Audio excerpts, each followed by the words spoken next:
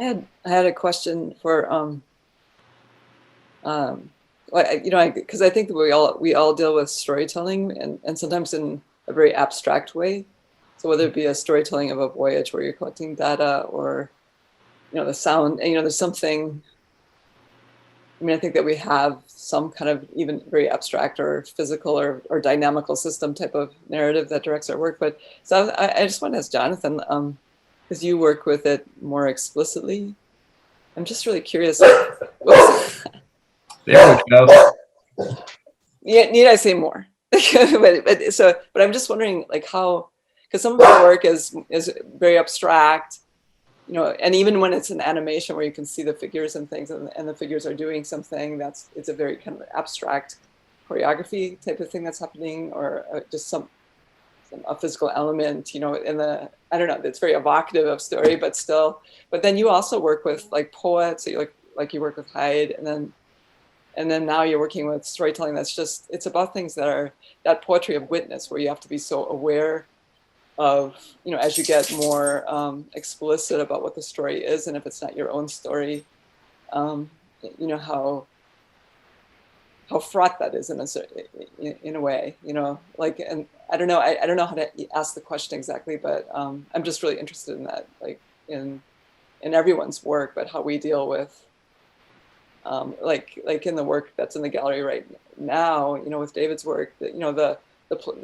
dealing with plastic, plastic, the devastation that we're doing to that, doing to that sort of, that voyage across this wild, natural, huge ocean type environment, but still it's so impacted by humans. The story. Yeah, and like from that, like some of it's very abstract, but then some of it's so explicit, much more explicit. Like, how does that impact you as an artist, and how do you approach those things differently? When I get commissioned or hired to work with another artist, like Hyde Erdrich, whose poetry I've animated multiple times, I sort of have to put my, I guess my, listening ears on and try to figure out what I think that person is trying to say that I'm working with.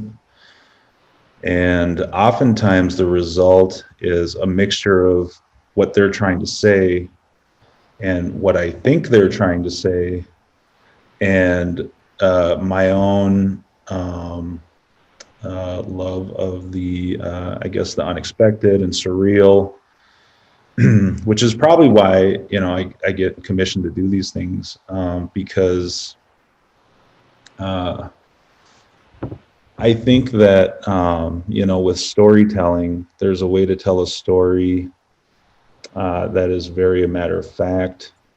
And I guess much like music making, you can tell a story in a way that's more moving and like engaging to get the information across.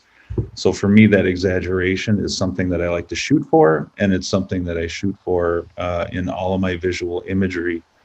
Um, it may have something, to do with the fact that I've done some animations in my life that are kind of Looney Tunes-esque, so you kind of have to squash and stretch things to like really make them look like they're doing what they got to do. And I think, just drawing from kind of like my visual database, there's a lot of stuff in my database that is not quite the, like the pot of flowers on the table with like the oranges and, like gourd next to it, so to speak. It's stuff that's more interesting to me. When I was in film school, my instructor directed me to watch some. He said, after seeing my first student film, he said, you need to watch some of the stuff by David Lynch, because I think that you would really like it. I think that your stuff is really like his. So I got a copy of Eraserhead on VHS and checked it out. And I just remember thinking, I need to know more about this artist, and it turns out David Lynch, he wanted to be a painter. He went to school to be a painter, or he was into painting. And then he made this short film, and it kind of got some attention. So his whole life has been, I just want to make these paintings, and his paintings are very process oriented and abstract. And then he keeps getting hired to make these films. And I kind of think that pull, that sort of tug of war between filmmaking and painting, um, making abstract and surreal paintings, that's kind of where I'm at. So I don't really know. I guess what to say about what my recipe is. I think it just falls somewhere like in there in the cracks in the place between like getting the point across and total weirdness.